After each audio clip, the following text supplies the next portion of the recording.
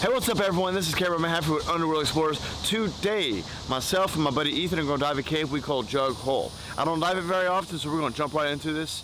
See you there. We make our way to the Jug Hole. You can see all the flow pushing out the bubbles and debris from the sinkhole.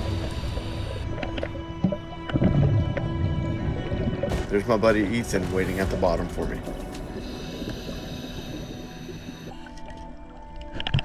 The bedding plane is probably one of the tightest parts in this cave.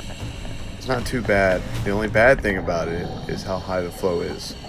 The cave pinches down into this bedding plane. It's like putting your finger over a water hose. The flow of the water really increases. After the bedding plane, we go into this medium-sized room. We lead to the left, on top of this hill. Now you can see at this large room, there's another large room that goes to a lower section. Now we see the diamond sands restriction.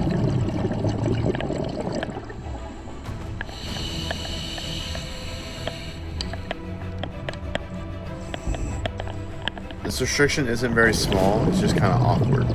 And then again, it's like putting your finger over the water hose. The flow really picks up here. I go through first.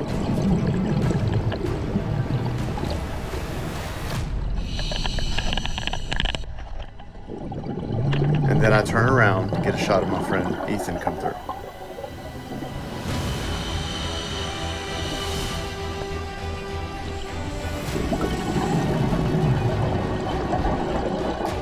He decides it's a good time to stop halfway through the restriction and clear his mask.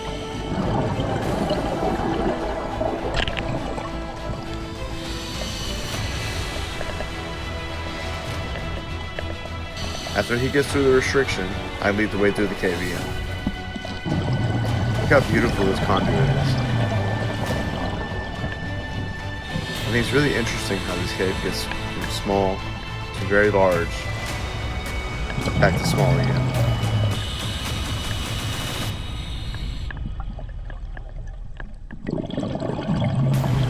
The rock here is very pretty.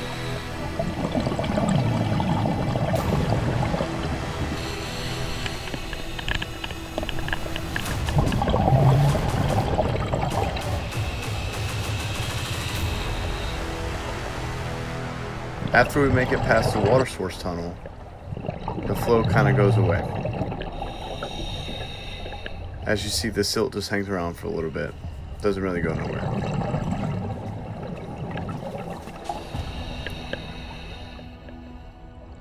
My buddy Ethan being in front gives a real good context of how big this passage is.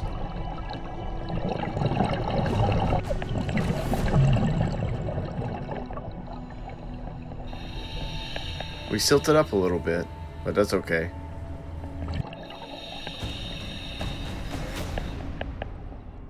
The flow starts pushing us out, so I'm trying to back kick to slow us down.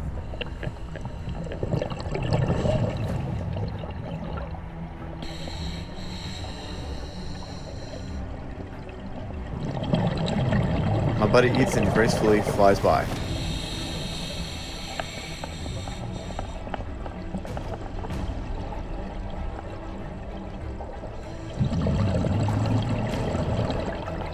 He's about to squeeze through the diamond sands restriction.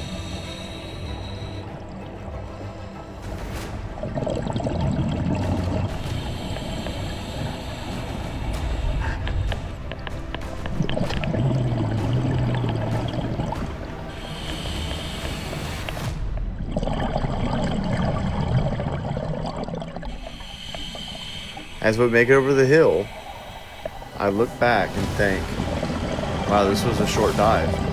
This cave is only about 700 feet max distance from the entrance, with a max depth of around 75 feet.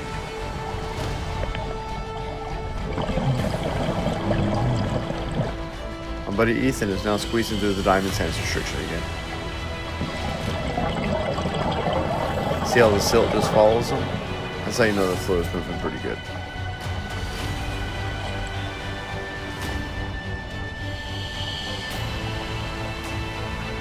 This is why they call it the diamond sands restriction.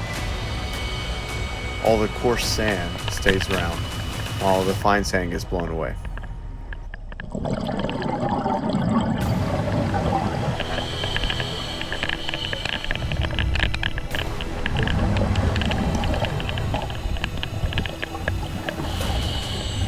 After we get through the diamond sands restriction, we make our way back into the main room.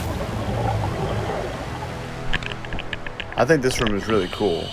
It's just on the other side of that bedding plane, and it just gets massive, probably 40 or 50 feet floor to ceiling, from the highest point to the lowest point.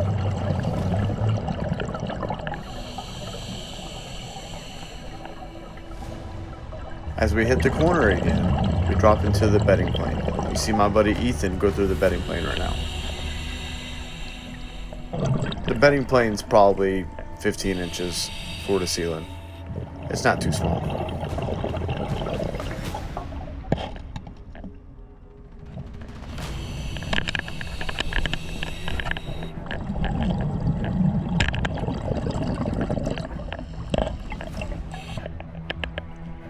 We're now in the cavern area after passing the sign.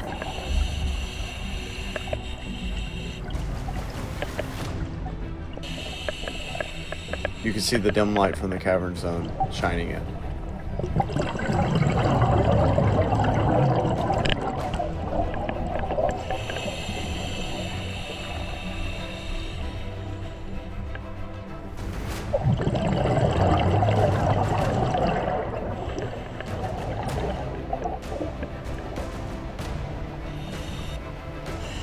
Got this cool shot of the opening of the cavern with my buddy Ethan hovering there.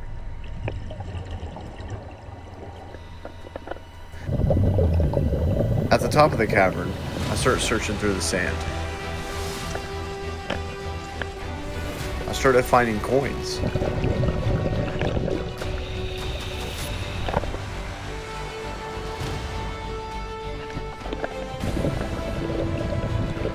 This is just an old quarter.